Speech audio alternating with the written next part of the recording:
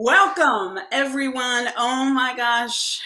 If you've been with us yesterday and today, then you should understand the level of excitement that I have right now as I'm about to introduce my new good girlfriend, Mary Ellen. I can't wait to hear her talk today. So, my name is Karima Akila, and I am the host of this fun gathering of human beings from around the world, literally around the world.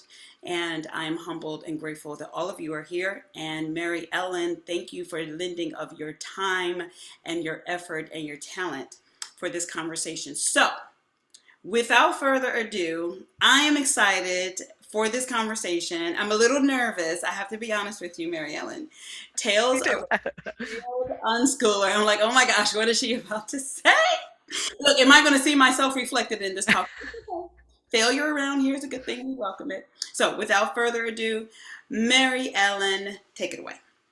Awesome. Well, thanks so much. I feel super honored to be here. And like I was saying before, this is my first real time to share officially, I guess, my story. But my sister, she's like really been encouraging that, like, oh, hey, um, we just need to be out there and to talk about this kind of stuff and to help everybody know their options and things like that. And so I know some people might at the beginning be like, oh, what is this going to be about? So I just want to give like a little preview and a little reassurance that this is kind of my story, bits of my story, I guess, as an unschooler. I grew up as an unschooler until 12th grade, and there were a lot of things that went wrong for us. And I think so much of unschooling and homeschooling and everything is always like under rose-colored glasses, and everything looks beautiful from the outside, and people get drawn in, and then they freak out because they're like, "What the heck?" Things are not like happy every day, and what's going on, and instead of trying to work to fix those things, they think they're doing it wrong, and so they give up and quit, and or they just don't have at all any kind of like self-reflective practice that makes things not as good as they could be for their own families and their own kids. And so this is my reflection on choices that my parents made for us, and like basically my story of what happened as a result of those choices that were made, and kind of what I know about it now. And now, as I've begun being a parent, like how that has impacted our choices for education and lifestyle and different things like that. And so I'm happy to share more, and I'm working on a book. So hopefully eventually that will come to be. But yeah, feel free to interrupt and ask questions, and I'll just kind of talk. And then when you have questions, feel free to kind of jump in. I've got two screens going on, and so I may actually, yeah. So if I don't see right away, just unmute and be like, oh, hey, here's my question, because I'm cool like that, but also nervous. So so here we are. So yes, Tales from a Failed Unschooler. I'm super excited to be here, so thanks so much. I'm Mary Ellen Fimbel. I am a failed unschooler, and now turned educational coach. I'm multi-passionate, and I also taught in public schools for 11 years. So my rebellion to my unschooling situation as a kid was to become a teacher. And so that's kind of the irony here, I guess. But now I'm back in the non-traditional education space, so you can kind of draw your own conclusions there. I've got two little kids who are 5 and 2. I'm a wife and a creative, although that's not a title that I would have given myself even just maybe 2 years ago. I never really thought of myself as being creative until I guess I found my space to work in. So um, yeah, that's me. A little bit about my kind of timeline of life was way back in the dark ages of 1989 is when my mom sort of started her journey. My younger sister, she was born in this year, and this is the time I know that we started doing stuff with other people, because we have some friends who we met just before my sister was born. So I do have excellent memory, and I do remember sometimes of 1989, although I was not quite 2 at the time. So it was a great year. And kind of around this time, my mom was just figuring out that my older brother was probably not really fit for school, and started looking out, or not a good fit, not fit for school, but not a good fit for traditional education, and started looking outside of the ways. In 1991, that's when my brother would have been, I guess, officially in kindergarten, and it was not a good. Like my mom went and toured some schools, and nothing seemed like a good fit. And that was when she decided to take on homeschooling. And at the time, there were a bunch of people in her kind of playgroup who were more formal homeschoolers. And so she attempted curriculum. I think knowing, I shared with Jasmine in the last group, I suspect my brother has some PDA, demand avoidance tendencies, and so this is was probably evident at that point, which kind of started off her journey. But in any case, by 1992, my mom had discovered that curriculum was not a thing for her, and we embrace the more unschooling terminology, although I know that that wasn't exactly the term that she used at that point. I don't know if that's, I don't know exactly the history of unschooling, like when that term got coined, but basically at that point, she decided that our formal education would consist of whatever we did at homeschool co-ops and through Campfire, which is a scouting program. So um, that was interesting, and I think as a kid that was kind of the golden years for us as like homeschoolers. It was kind of the perfect amount of structure and freedom. And then in 1994 we moved to a more rural area where there was a significantly less opportunity to interact with non-traditionally educated families. And in 1996 my mom started having, well, really this happened I think in 1994 as my mom got sick for the first time, but then and they didn't really know what it was. And it wasn't until 1996, 7, and 8 that it became obvious that her health condition was a very like chronic thing. And so that you'll hear through the story as kind of a an impact on our schooling and homeschooling, unschooling journey.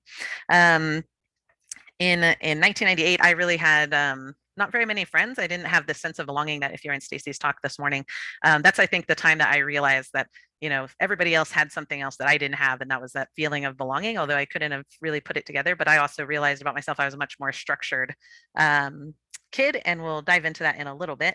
And so at that point, that's when I really wanted to go to school, but my mom was super anti structure and super anti education, so she wouldn't even entertain this idea then. And part of my reasoning for that was I was super into math. I think somebody also mentioned that they had a kid who was like super math. I could not read still. I was like 11, 10, and I was not a proficient reader, but I, by 8, had done as many math workbooks as we had at the time. And so I was trying to get this drive forward. But yeah, so that kind of cued me to understand and to realize that math was totally up to me when it kept getting promised, oh yeah, we'll do that. We'll get to that. We'll find that interest. And then, what is this, 6 years later or whatever, 4 years later between 1998 and 2002. And I was like, okay, yeah, this promised math will never come. So anyway, a long, crazy turn of events. And in 2005, I did actually attend high school for my senior year and graduated and went to college and began teaching. And then in 2016, I thought things were going pretty well, but I discovered Tinkergarten, which is this awesome outdoor learning, play-based learning curriculum. And that sort of got me back thinking about how kids really learn and what makes learning really fun. And at the same time, my kid was getting a little bit older, and I was starting to realize that he was already doing a lot of the things the kindergartners that I was teaching. And so I was teaching elementary music K5. And so I could already see, oh, my kid is already keeping up with the kindergarten kids. Like, how in 3 years is he going to be happy, as a kindergartner?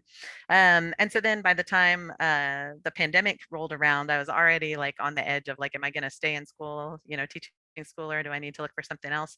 And kind of getting a taste of teaching online and working online solidified for us that it was better for me to move on to new opportunities. And so then in 2001 I started working for a world school, online school, Galileo, and also for Primer, which is another educational opportunity. And yeah, so then I just started really diving into this whole thing and realizing that my experience as an unschooler and my knowledge as a trained educator kind of became really beneficial to other people who are in this space. So yeah, that's my life story in 5 minutes. So basically today I have 6 stories for you that I'll kind of dive into, and wherever it is, if we start running low on time and you want to skip ahead to a story or stay in a long time in a story, then that's fine. But these are kind of my big 6 realizations that have come from my unschooling. There's a big difference between unschooling and parenting, when we wait to give our kids what they're looking for, that there's a cost to this. Sometimes there are resources that are available and sometimes they're not there, and what to do. Socialization versus belonging. This is what Stacy kind of referred to, and I'm excited to share about that. And then also kind of my personal reflection on education as a whole, and then an evaluation, like, was unschooling really unsuccessful? Um, at least at being life ready. So um, yeah, I think the first thing that I always tell people who I hear are considering unparent or unschooling is that it's important for me to kind of let them know that there's a huge difference between unparenting and unschooling, and that really, when you analyze the difference between those two things, and you start to realize like unschooling really is work, that if you're still cool with it, then it's a good fit for you. But once you realize that, if that concerns you, then maybe it's not such a good fit for your family. I think there's also a huge belief that anyone can homeschool, or anyone can unschool their kids, and that is definitely true to a point, but you have to decide for yourself, like, if you're willing to, like, are you able to do it? And if you realize for yourself that you are, great. And if you realize for yourself that you aren't, great too. But that, really understanding that you could make a confident choice for yourself, and your um, and your family. So yeah, so I just kind of I preface my conversation to say that I think that sometimes radical unschoolers, so there's a whole spectrum. If you're new to the unschooling to homeschooling, there's a whole spectrum of um, what we think about as um, unschooling, homeschooling, all of this thing. So in the homeschooling spectrum, like I call it, like, the flavors of homeschooling. There are like the school at home people who like sit down and are doing school at home. And then there's the radical unschoolers who are doing like, everything and anything. And then even within unschooling, there's the more structured side of unschooling, which I think Stacy shared a lot more about. She's a very structured unschooler. And then there's the radical unschoolers who kind of teeter on the verge of also unparenting. So I don't really have too much judgment, but there is a very fine line, I think, between the radical unschooling and unparenting. And there's a lot of aspects of unparenting that can be neglectful. But I think as a parent, if you're aware of that, then you're obviously on the side of not being neglectful, because you realize these are things to watch out for. And so I think this is and what I have here comes from watching my kind of cohort of kids growing up. As a homeschooler, unschooler, there were loads of other people homeschooling, unschooling, and watching them kind of grow up and see like, what happened to those kids, like, who is happy, who is doing what they wanted to do, and who is struggling, and thinking back to the whys of those. And so yeah, so unparenting, I think, really comes to there's some things we just have to be aware of. And as working in an unschooling group, you probably have other unschooling friends, and part of being in community is helping each other to evaluate these situations for ourselves. So a lot of times unparenting happens with parents who have some kind of mental health issue or something else kind of going on. And I think making sure that we're sharing resources for mental health is a huge deal, because parenting is stressful, life is stressful. We as a community can be like that. And then another thing that we noticed a lot, that kind of is on the unparenting side versus unschooling, is having faith that your kids will make it, but you don't know how it will happen. And even when you see a lot of time go by where there's no progress, knowing whether when to step in and when to say, okay, here's a problem. So just these are some kind of warning things that I encourage people to look out for. But good unschooling looks like your kids, what they're up to, what they're interested in, a lot about who they are, and understanding the uniqueness of your kids. So if your kid is neurodivergent, or if your kid is interested in crazy things, or if they're interested in normal things in a crazy way, or any of these different things, like, you really know and understand your kids. And your goal is to help your kids get help for themselves, but you understand that that is a skill and a process, and that you're there to be with them and guide them and support them. And a lot of unschooling is providing guidance and support in varying levels of intensity, and you understand your kids past, their present, and you have an idea of if they continue on this path, like where they will be. um, yeah, that's, I guess, my little like unparenting versus unschooling. So yeah. So my story, we were a lot more on the unsupervised, unparented side, the very, very radical of the most radical unschoolers for a lot of different ways. And that caused a really big disconnect, I think, from my parents and like what our abilities actually were versus what they thought we should be doing. And I think it wasn't until really that my older brother started looking at colleges and trying to get into colleges that my dad kind of took notice and was like, oh, hey, wait a minute. Our kids were all born close together. So if the oldest is looking at college, you know, the youngest, who's like 15, should probably be able to read. And realizing that, oh, you know, sort of he had trusted into, you know, just that everything was going along. So that caused a lot of issues, I think, between my parents, and also, you know, brought into between us kids. And so this was not such a good thing for us. And another thing that the more unparenting side of it was that my parents had a very view that, like, basically if one kid was doing it, everybody should do it. And that, you know, didn't let us really dive into our own interests. And so um, a good unschooling philosophy looks like, oh, if you have 6 kids, then they have 6 different interests, then that can be quite a job, right? So I think doing that. And then another really big thing that has affected us is that um, we were always received like a lot of praise. Like no matter what it was we did, our parents were very encouraging and always like, oh my gosh, this is so awesome. And that led to a lack of honest feedback, which I think caused all of us to have really poor self-image and self-view of like, can we actually do something? Like, are we actually good at it? When you were told you're good at something and then suddenly you realize, oh no, you really are terrible at that. It's hard to ever believe in yourself that you have this you know, like ability to do something successfully. So yeah, that's kind of our thoughts on that. Any questions about that kind of less than exciting? No. Okay. If you think of something, that's okay. And then I think my other story that well, it's more story like, I guess, that I think is important to share, and I touched on in our kind of going through the timeline, is that kids have an important window where their interest is like so important to them, and a little bit of waiting is like adding to the excitement sometimes, or they continue to be excited and, oh, this big thing is going to happen.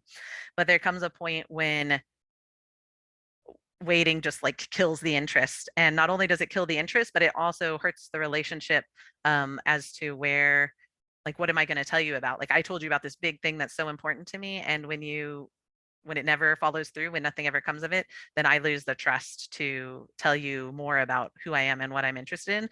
And so for me, this happened with math. Like I was super, super interested in math. Despite not being able to read, I went through as many of the workbooks that I know we had these like working with number workbooks pre-internet, you know, that my mom had gotten from all the scholastic book fairs. And I think a good point to her is that, you know, despite a lot of things, you know, we still had a lot of resources, which was very, you know, remarkable for us. But I had went through all of them from the very basic, you know, like level 1 all the way to the pre-algebra book. And I had begged my brother, who was a phenomenal reader but terrible at math, you know, to help me with the reading parts of these books up to that point. And so I think I was like 8 when I had finished the pre-algebra book, and I was so excited because next came algebra. But the reading part was too mathy, so my brother would not help me, and my reading skills were not there. And so here I was 8 wanting to do algebra, and my mom's response was basically like, oh, well, you know, your brother will be ready to do algebra soon. But that never happened. And because I think in her mind she was like, oh yeah, like lots of kids do algebra in like 8th grade, and he was nearing 6th grade, so 8th grade wasn't too far. I don't really understand. But basically it came to this whole thing where like I was really interested in algebra, but then it was like, okay, wait, because there wasn't even anybody who was teaching a class or anything, and it was a lot more work to put in to do, I guess, to teach algebra. So their thought was like, oh, if we could teach 2 kids algebra, it'll be worth doing the work to be more formal about it. And so then while I was waiting for algebra, I got super interested in robotics, and I was really excited about building robots and all of that kind of stuff. And now things are a lot different, because now you just go watch some YouTube, learn to build a robot, right? But before the internet, if you can't read, then you're kind of stuck. And it was always like, oh wait, or try and convince people to do something with you. And so my first big excitement was algebra, and I was like, oh wait. And so that kind of got killed off. And then I was excited about robots, and I was like, oh wait, that kind of killed off. And so this I've also seen in other situations where it's like, oh, like the season for that is later, like the season for that sport is later, or the season for those kind of plants is later, or the whatever it is, that little bit of waiting can sometimes like kill an interest. And so yeah, I would just say that my reflection of that is that as you're looking at unschooling, be prepared to be prompted for some interest that is at a very terrible time. Like seldom, seldom is parenting convenient, right? Like a lot of times, a lot of the things that we have to be ready to do are not ready. And the other reflection from this is that there's a lot, and this is the thing, I guess, that from my own family's perspective. So both of my younger siblings, they were basically completely illiterate until they were 16. And then at 16, that's when I went to school for my senior year. And I also kind of had this realization of, oh, all my friends have siblings who are 2 years younger, and they're also in high school, and my little brother is this much younger. And so basically I remember I had this conversation with my brother, like, dude, you need to get your act together, and we got to figure out how to get you so that you can you know read like the in our little sibling group. And so I think uh from that I've come to realize that yes, there's an age where kids, like, most of them learn to read or come across on their own as learning to read, but that also through good education in like how reading works and how kids actually learn to read, that phonetics are super important. So yes, some kids, I think it's something like 70% of kids could teach themselves how to read by just being like aware, but there's this huge 30% of kids who actually need that phonetic instruction. And so if your kid is getting to be like 8, 9, 10, 11, 12, and they're still not reading at all, like having that conversation about like, hey, like what's going on with this? Do you want more instruction, or in order for you to be a very self-sufficient person, you got to be literate?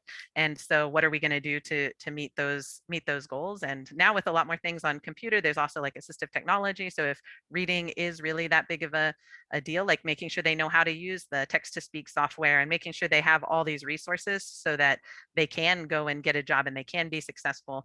And so I guess that's kind of my other thing, is that learning differences are out there. And um, there's definitely kind of a key point where kids need to, you know, it has to be talked about, right? And so I think not being afraid to bring it up and talk about it, especially with your kid. If you have an older kid, like they know, because there's also the point at which they're like, oh, I shouldn't be doing this, and then the point where they realize with their peers, oh, I'm 11 and I want to be in this class, but they always ask me to read out loud and I can't do it, and then they feel that shame of not having this ability. But if if they're not able to talk with you about it, then this, you just have to sometimes be the parent and bring it up, like, hey, this is a skill, like what do we want to do about it? Or if that conversation comes up, like, oh, hey, I couldn't read out loud in class today, the thing not to do is to be like, oh, okay, it's okay, kids read at different times, not a big deal. The thing to do would be to be like, oh, hey, how did you feel about that? Like, what is this a skill that we should be working on? And let them feel empowered to like jump into that, and then kind of move forward. So yeah, I guess that's my big thing there. And then the other thing was that kind of really framed a lot. My mom had this huge desire to unschool us, and I think she had a whole idea of what it was going to be like and her personal abilities, what she was going to be able to bring to the situation. But then when she started dealing with all these chronic health issues, there was definitely a point in time where I think she could have made some different choices that would have actually helped out the whole family. Like even if she had taken a year off of unschooling us so that she could have more fully recovered, that might have affected her, uh, her ability to fully recover. And well, it's chronic, so there's the fully recover but not fully recover, but like to make it a manageable situation. And I think that's the biggest takeaway that all of my siblings shared. And also we have two other groups of friends whose parents also had similar situations. And one of them, their parents did end up enrolling in school instead. And it ended up being a good, successful situation, because then the parent was able to rest while the kids were at school, and their after school time ended up being much more full and beneficial to the family. Whereas for us, basically my mom was always too tired to do a lot of the things. And so there came to be a lot of this friction between, oh, we want to do this and learn this. And also we just weren't in a, like, physically in a place, like we lived out in the country. You couldn't walk to town. You couldn't do anything like this. And our support group had gotten to be so small, that there was no like family or community support. And sometimes just by, nature of how schools work, there are a lot of support systems that are, um, often available. And so I think that as parents, and this is one thing that my husband and I talked about, is that we make our decisions for what we know about our lives right now, and that's the best that we can do.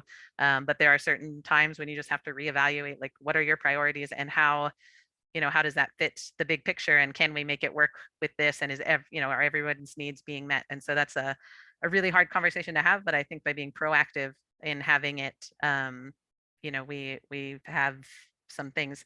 And that's also not to say, I also know people whose parents were really ill, and that because they were unschooling, because they were homeschooling, they were able to spend more time with that person, and they were more able to meet the appointments, and they were more able to like to do all these things. And because of the flexibility, it was better. And so it's definitely not it can never work, but it's a definite, like,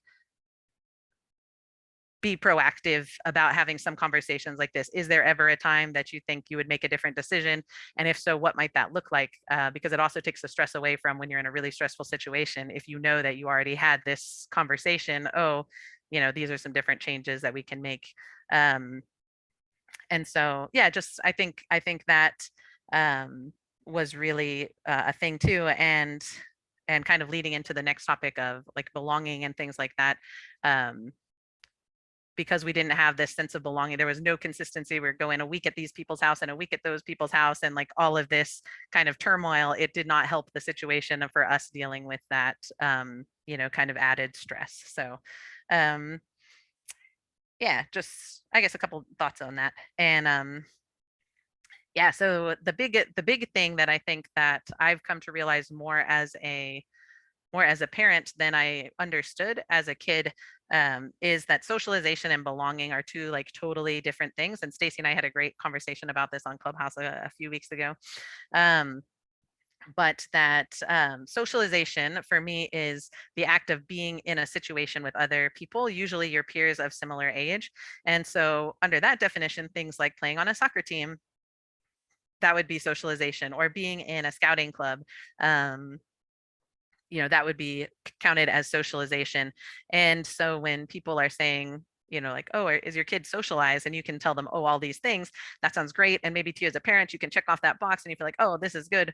But really, really what is missing there is the sense of belonging. And belonging has more to do with shared emotional and intellectual things that are important to you. So for me, what I really needed to feel like a sense of belonging was I needed to be around other kids who were like super math crazy and interested in building robots and playing board games and this kind of thing. So despite the fact that my mom did make a huge effort to make sure we were socialized, I never really had any friends, and I never really had like a true sense of belonging, despite being in soccer and 4-H and campfire and like all of these things, because they were great, but that's not really what I was interested in. And even in college, like I still tried to be like super involved in a lot of things, because I was like, oh, if I'm just involved, then I'll find these, people. But that's not really how it worked. And so I think in the last couple of years, I've done a lot of work on actually finding the belonging and the shared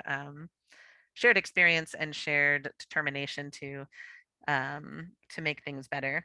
Um, and so with that, I think the biggest thing is that for some kids, peer socialization just doesn't cut it. So worry less about the age of the kids your kids are hanging out with, and worry more about the shared interest parts. Some kids benefit more from like that peer sorry that what's it called, mentor and mentee relationship. Like they would feel a huge sense of belonging in working on a project, with the university professor, even if they're 12, creating, robots, or even just checking in with their group, going in and getting to sit in and find out about the robotics that are going in. They would get more out of those relationships than they would being on a soccer team. And so just being really aware of, like, okay, we do some social things to, yes. And then also I say that there is some importance of being with your social age peers, because pop culture is unfortunately like a necessity, which is unfortunate for me because I've never been into it.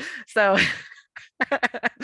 occasionally go see that super dumb movie that everybody's obsessed about, and just tell your kids this is so that when you're 25 and you're trying to get to know people and they say, when I was 7 and I saw this movie, like, yes, you just need to have some of these crazy pop culture experiences, because they are helpful and necessary. um and the other thing I think that we missed out on is, like, unstructured time is really the time when people make friends. So it's important to have these shared experiences, but having the shared experiences with the unstructured time is really sort of the magical part, that where people really get to build that belonging and that friendship.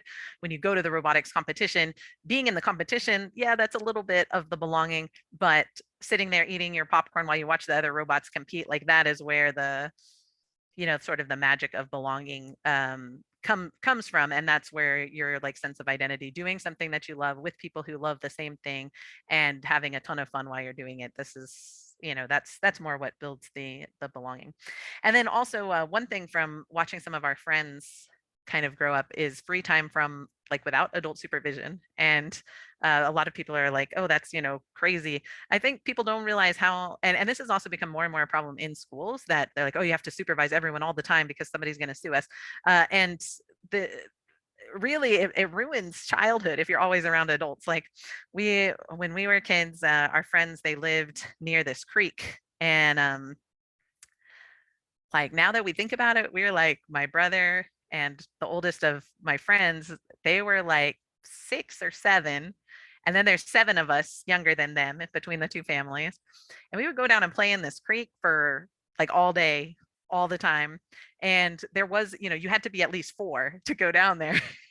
As a parent now, I'm like, oh my gosh, like, thinking about sending my kids into that same, situation. I'm like, I don't know.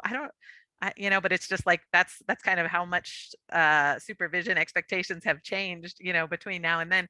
And, a lot of it was, we knew the rules. Like, it wasn't like we were carefree down there. We were worried about getting bit by snakes and somebody falling in and drowning. And we talked all the time, like, if so and so falls in, who's going to stay with them, and who's going to run up to the parents, and who's going to do that.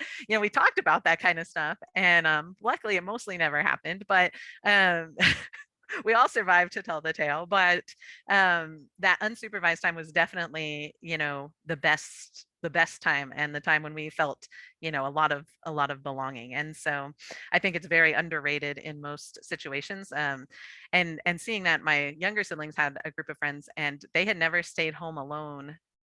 They were 16 and 18, and they had never stayed home alone ever, like, not even for a 5-minute trip to the grocery store.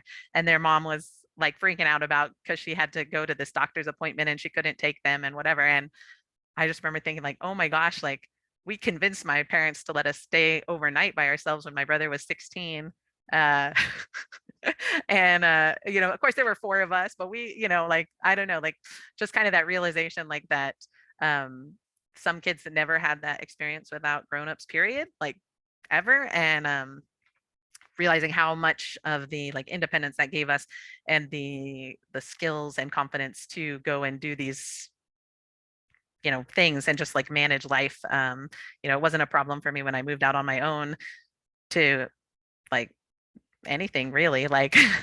so yeah, I think those were our biggest. Let me check my things here. But yeah, I think that was kind of my biggest takeaway from the socialization versus belonging discussion. And yeah, the biggest question everybody always asks me is, like, would you homeschool your own kid? Would you unschool? And so until I actually had kids, my answer was definitely no, never, because of the reflections. And then after I had my own kids, and I realized that I'm not actually my parents. I can make different choices that kind of realize that. I think when my husband and I started having those conversations of what about this if, really realizing that I had a different sort of support and live in a different time. And then the internet and, how much more accessible it is to actually be able to teach yourself anything. I sort of kind of relaxed a little bit. And then coming to there was this moment, the last school that I worked at it was a really good school, a really fun place, and the librarian was phenomenal, and she used to do these little maker spaces and things like that. And she told me one day, she's like, oh, why don't you have your husband bring, because he was stay-at-home dad, have your husband bring your son to the makerspace, and he's like 3. And so he came and he could do all the activities, just the same as the kindergartners and all of this. And then just before the pandemic, there was a family night, and I brought both kids by myself, and we were going to all the stations. And there was a station in the first grade hall, and they were adding marshmallows with the dice and stuff. And the teachers were telling him, oh, you're little, so if you only want to use one dice, and just put the number of marshmallow. And he was all like, no, he's like rolling both dice and put in all the marshmallows and stuff. And I realized, like at this point, if how is he going to be in kinder in 2 years, 3 years, like this doesn't seem like it's going to be a good fit. So then I started kind of rethinking, like, what would it have to be successful? Um, and then I really started thinking, and I was excited actually when I met Stacy and went through her little workshop. She shared it with me once before, and to see that, oh yeah, there's parent goals, and there are kid goals and outside goals, and really thinking about that from the different frameworks. I realized that as long as I knew what it looked like for my kid to be successful, and I was able to every so often evaluate, like, how are we doing, how are we progressing on our path, and I was willing to give myself a failing grade. Basically, I was willing to say, no, this isn't working, and work to change it. Then I had the ability to homeschool, unschool my kid more positively. And so yeah, so we definitely gave this a go in the fall. Well, kind of from the beginning of the pandemic, we kept both kids home, and there are kind of a couple things that went into this. So right now my son is 5 and he's at a charter school, but we started off in the fall, not really doing anything, being very unschooling. But we ran into some problems, and they were, one, that he really loves structure. Like, he thrives on structure. He needs to know what's going to happen next. How is everything happening? Like what's going on? Everything has to be the same. And the best place for things like that can be at home. But he was also very anti, like, anybody telling him what to do. And so we were doing a homeschool co-op, too much inconsistencies there for a lot of reasons. And then he's also super interested in languages. So he's 5, but he's already been learning Spanish and German. And then in the fall, he asked me for Hebrew lessons, and I do not have the resources for that. Very expensive to get private tutoring for your 5-year-old in Hebrew. And so I couldn't handle that. And there just happens to be a charter school in our area that offers Hebrew as a world language for K-6 or K-8. And so we figured, well, we'll give that a try. And so far that has been a really good fit for him for now. But whether, whether we'll continue on that route or make different choices in the future, especially, we're also limited. We live in a small apartment, and your choices are very different for unschooling when you're in a small apartment versus a house with a backyard. And so I think our realization that our space was not a good fit for him to be in all the time, or even a majority of the time. And that was part of the driving consideration for us. And so, yeah, we're flexible. And one other thing that I wanted to mention, kind of as part of all this, is that we did decide to do is, some people are like totally against testing, but for me, given my background and my desire to know, like, basically, I don't want the same thing to happen to my kids that happened to my younger brother and sister, because that was very stressful for them. And I should say, my younger brother, he overcame all his obstacles, and he's very happily completing his doctorate at in ornithological entomology, no, ornithological ecology. I'm a terrible sister. It's about birds, how they live in the environment. He's in Germany at the Max Planck Institute, which is the most prestigious place for this specialization in the world, and so he has definitely been very successful there. He went to college and took like remedial classes in college for a while, and then completed his bachelor's and then his master's, and then got this position here. So despite all the things that went on in our failed unschooling experience as children, he is very academically successful.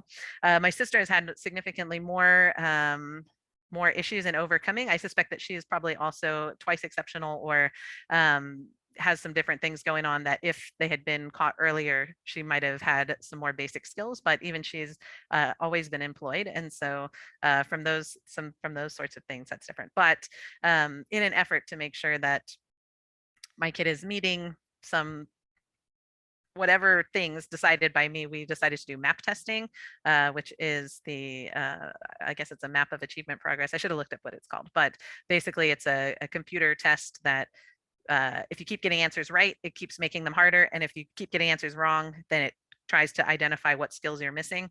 And so we decided that this is something that we'll do for him to just so that we know has any progress been made, and to kind of help keep us accountable to our what we have determined as our success criteria. So if you saw Stacy's talk, that was a choice that I made kind of as a result of talking with her about all of this, actually, was that for our family, for me, for my success criteria, I needed to know that he was showing progress in reading and math. And so yeah, I guess that's that part.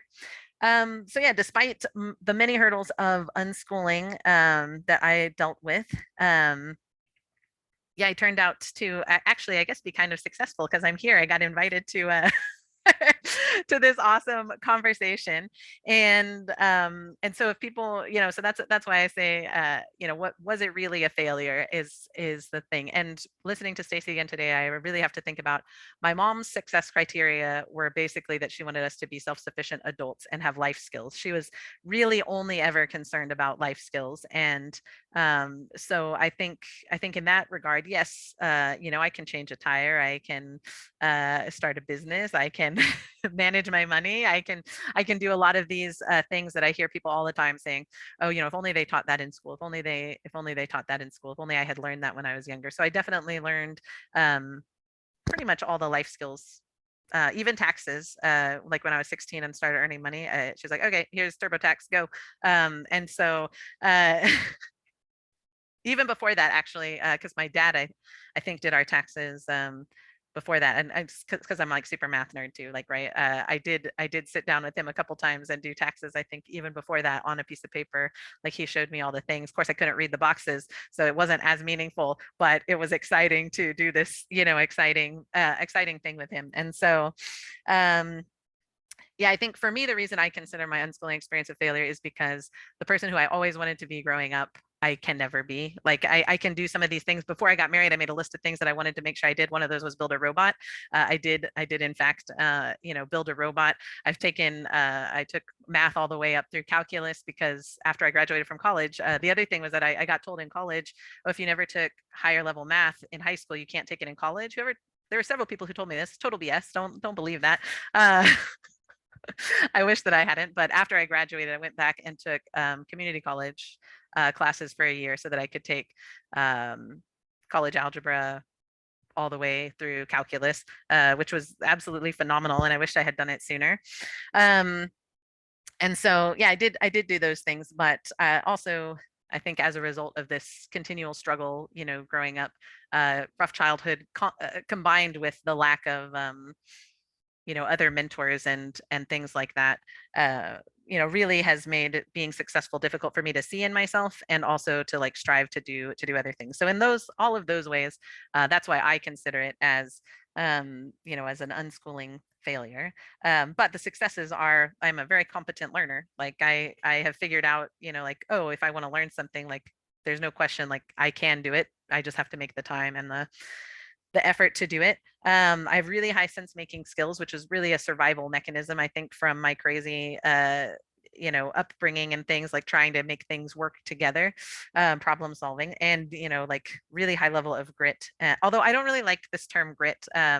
There's been a lot of I can't remember who did the research. I'm also really bad at people's names, but some evidence to show that basically, grit is a result of surviving trauma, and so encouraging grit and trauma grit, that's a whole nother topic for another discussion. And there's also a lot of groups that feel like it's not it's a more of like a colonialized idea, and I don't I don't want to get messed up with that, but I don't, or mixed up with that, but I don't know what else to call it, so I just call it that. So that's my like little disclaimer there. And let's see, and yeah, very competent in life skills. I can change a tire, all of these things. And I think my parents to some extent have been sort of disappointed at that, because I've never called my parents and said, oh, what do I do? Because like I haven't gotten to that point in life about like, what do I do, because I've been self-sufficient for so long. And yeah, all four of us have been pretty well employable, and been able to hold jobs, which is not something I can say for some of the other kind of failed homeschoolers in our friend group, for various reasons. um, but a lot of that has to do with time and predicament. But what I shared today has also a result of what I've seen in their, lives. Like, these are the big fail points that we were lucky enough in our like sibling group to have the means to work past them, and partially from being a sibling group working together to pull ourselves all together and into a different situation. But definitely that. So um and a competent budgeter. I I think that's an important life skill. So in those ways, I definitely consider it a success. So yeah, I guess that's my story, and I'm happy to take some questions um, and chat on anything. Um, yeah. Mary Ellen. Oh my gosh. First of all, thank you for being here. And thank you for sharing your lived experience so vulnerably and courageously. That's number one. I caught what you said at the beginning of your talk when you said that you were a little nervous that this is the first time. Did I get that right? That you shared this story publicly. Is that correct? Yes. And I acknowledge the courage and the vulnerability that it took for you to do that. I I never speak against anyone's lived experience.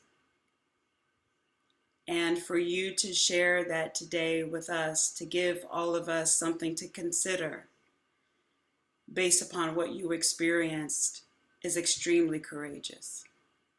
And you should be commended for that. And I'm glad to know you. Oh, thank you. I thought you were going to get to the butt. I'm going to kick you out, sort of. You know what? You know what? I mean, one of the base distinction of who we are at the Genius School is authenticity. Authenticity.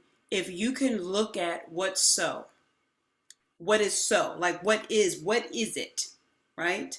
Without the rose colored glasses, without sugarcoating it. If you can look at what's so and be with what's so enough to identify what is authentically missing. And when I say missing, I mean as a presence, meaning who do you never get to be? And you said it, and I wrote it down.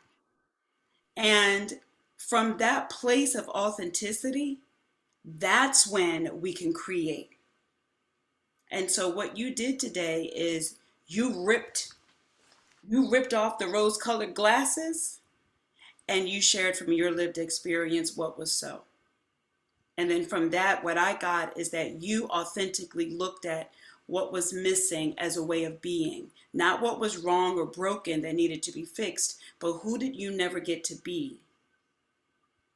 And then you have created for yourself a means for you to be that. What I heard is your authentic self. You never got to pursue the things that really matter to you: math, And you gave yourself that opportunity to do that.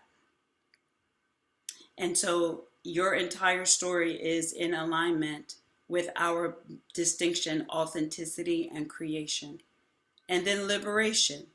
What I heard is that you said we're going to break down these myths of what unschooling is. It is not unparenting. That's what I used to think it was. It is not irresponsible parenting. It is not neglectful parenting. It's not that. But it is intimately knowing your children and then providing a means for them to pursue what is interesting to them and meeting their needs where they are, like the conversation that we had with Delia in the neurodivergent room. It is understanding who your kids are, not who you hope that you had, but who are they? And what do they need? And then meeting that need. So I am so thankful that you gave your talk today. What I would like to do, because we're right at 3:26, and I want to give people an opportunity to engage with you. So this is what we're going to do to make sure that we can complete on time, but still give an opportunity for people to be with what you shared. For those that have a question or a comment, put it in the chat so that you don't lose this moment, so that you don't lose what you heard, okay? Put it in the chat. If you want to private message it to Mary Ellen, you can do that. If you want to send it to all of us so we can see that, you can do that. Okay, but put it in the chat. Make sure that you have that. Then we're going to go to the main room and complete at 3:30. We'll just be 10-15 minutes. Then for those who want to have a conversation with Mary Ellen, are you able to hang out till 4 o'clock? Sure. Okay, 4 o'clock Eastern. Yes, Okay. that's half an hour from now. Or an hour and a. It's almost 3, so it's almost 4. Yes, yes, Yeah, it's good. so it's almost 3:30. It's almost 3:30. Yep, Eastern. So yeah, if you could do that, friends who would like to have ask a question of Mary Ellen, you can come back to this breakout room and do that. So at 3:30, we're going to go to the main room and have reflections, where I'm going to ask people to share what are they taking away from this entire experience. And then I will stop at 3:45, 3:40 to allow space for people to come back here to be with you, to ask any questions. Okay, does that work for you, Mary Ellen? Yes, perfect. Thanks so much. Awesome. So let's do that. I'm going to stop recording and we'll go to the main room. We'll complete. I'll be very brief. I don't have to say anything because all of you have said it all. I don't have to say much.